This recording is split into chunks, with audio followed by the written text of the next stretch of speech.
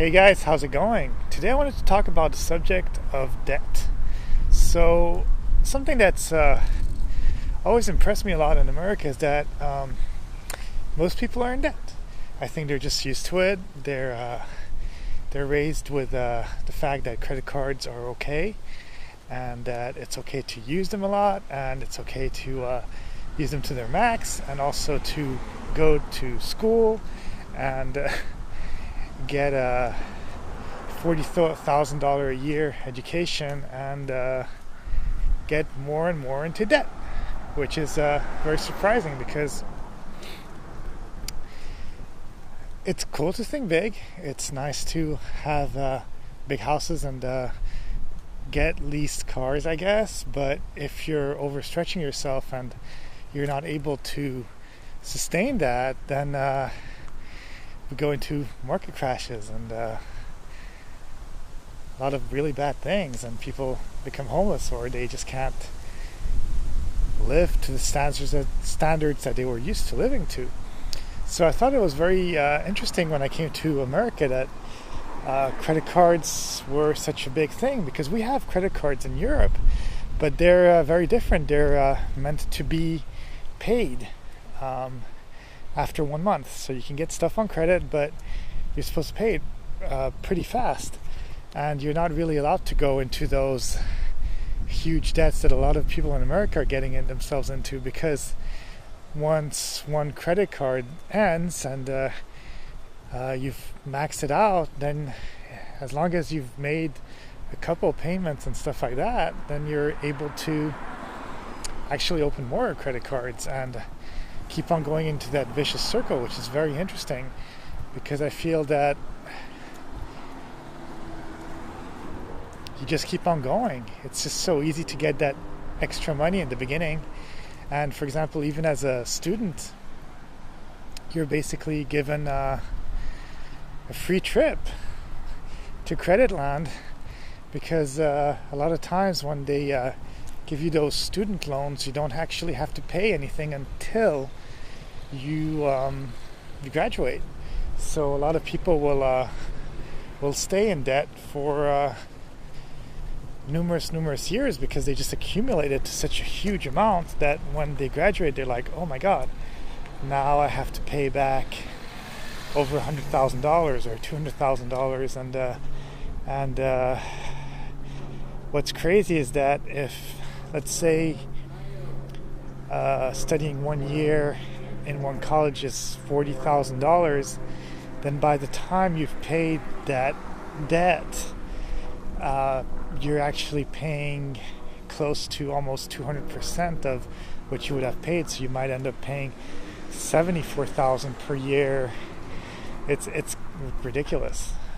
Same with the fact of all these leases. I think it's very interesting that people love them so much. I guess people get bored with their cars, but when you think about it, basically you're renting out a car. You're not allowed to scratch it. You're not allowed to do much with it. You're not even allowed to drive it that much, because you're limited to about 10,000 miles a year, except if you pay a premium. And then you're supposed to get really expensive full-on insurance on all these things. And at the end of your 3-year lease, that's it. I guess you switch out cars and get something else, which is fine. I guess some people feel that maybe they don't want to have the hassle of that, which is fine. I mean, if you feel that you have enough money and you can afford it, great. But at the same time, usually there's nothing bad with getting a certified used car, or just a simple used car, and dealing with a few mechanical issues that you have throughout these years, and hopefully maybe be allowed to drive it as much as you want, and maybe keep it for more than 3 years. But I don't know. I have a hard time. For me, the biggest joke is actually cell phones. All these cell phones that are being leased by companies, leasing them for $20-$30 a month, and they just are able to get the next version of that phone. Whereas if you actually go on eBay or Amazon, you can get certified refurbished maybe 2 generations back of whatever phone at a I don't know, $200, $150, and then you can use that same phone for a year, and if you really wanted to, you could sell it again for almost the same price that you bought it for, and buy another one. And as long as you're maybe 2 generations behind, you don't really have to spend a lot of money on cell phones. But I don't know, I guess some people are more excited about all this technology, and they feel that that's the way they want to live. But I certainly don't want to live in debt, and most people in America really don't have a cent in their bank, which is very interesting because they're not really thinking about their old age and all that stuff, and they don't really travel much, which is interesting. And then everybody's renting out places because they do not want to commit to buying a house. Yet sometimes if you calculate, of course now depending on what area of America you're at, because now the real estate market is really, really high. But what's interesting is that I know quite a few people that just rent out a 1-bedroom apartment or a studio, and they're paying a really big amount of money, maybe $1,500, $1,600, $1,700 a month, just for renting out this 1-bedroom apartment. And I think that's a little bit ridiculous, because for about that same amount of money, you'd actually be able to buy a property. Even in LA.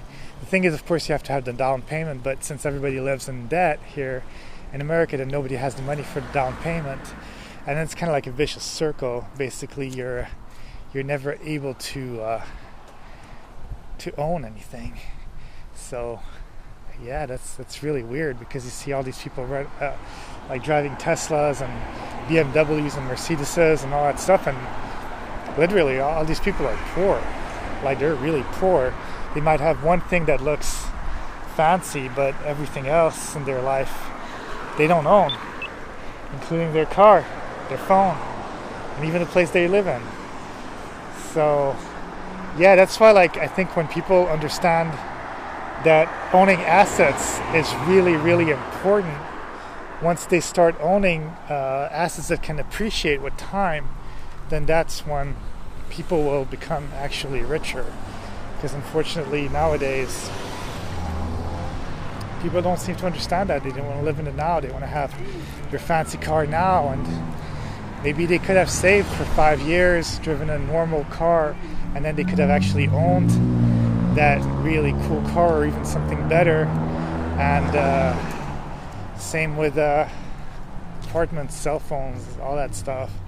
But what do I know? I guess I'm old school in some way, and I believe that it's important to save your money and to buy what you can afford, and eventually also buy the nice things, but when you can actually afford them. If you buy a Porsche and the moment it has a small little ding and scratch, you don't know how to fix it because it's so expensive, and you're panicking because your precious little car has a small little scratch, then guess what? Probably you shouldn't have owned it in the first place, because you can't afford it.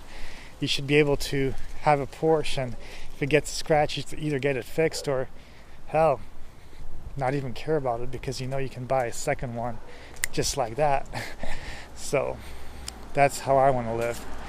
But yeah, hopefully that makes you guys think a little bit about all this debt situation that a lot of people are in, and maybe save some money and get some assets, like figure out a way to own your own condo or house or whatever, and stop making the wealthier and make yourself wealthy, because that's important too, right? Okay, that's it for today. Have a great day. Bye.